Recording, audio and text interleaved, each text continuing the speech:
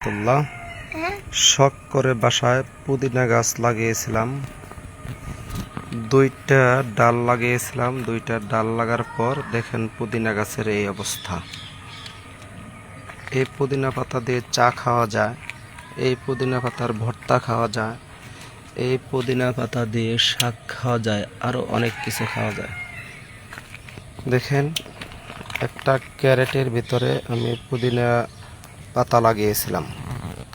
এখন ক্যারেটটাই দেখা যায় না, এত পরিমাণ হয়েছে খুব অল্প দিনই। এই দেখেন, ওই যে ক্যারেটটা দেখাই যাচ্ছে না, ক্যারেট ঢেকে গেছে।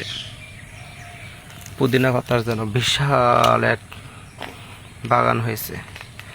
আমি মাঝে মাঝে এই পুদিনা পাতা দিয়ে চা খাই। আজকে এই পুদিনা পাতার ভর্তা খাবো। পুদিনা পাতার ভর্তা নাকি অনেক টেস্ট। তারপর তো অনেক গুণাগুণ আছে। এই যে পুদিনা পাতা, পুদিনা পাতার সাথেই আমাদের এইখানে দেখেন কতগুলো অ্যালোভেরা গাছ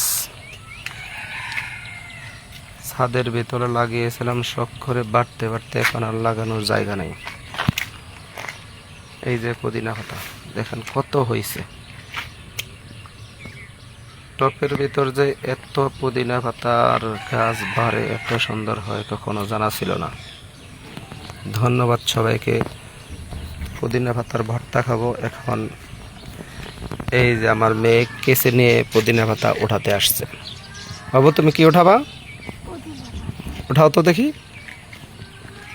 প্রত্যেকটা ডোগা একটা একটা করে কেটে কেটে উঠাও।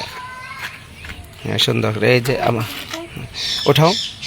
এই যে আমার মেয়ে এখন পুদিনা পাতার ডোগাগুলো কেসে দিয়ে কেটে কেটে উঠাবে। তারপর ছোট করে, বাবা ছোট করে কাটতে হবে, ছোট করে, অত বড় করে কাটা যাবে না, শুধু ডোগা কাটো।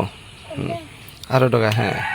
এই যে এইখানে এখন এই যে পুদিনা পাতা উঠাবে, পরে এগুলা দিয়ে আমরা আজ ভর্তা খাবো। ভর্তা অনেক টেস্ট। এই যে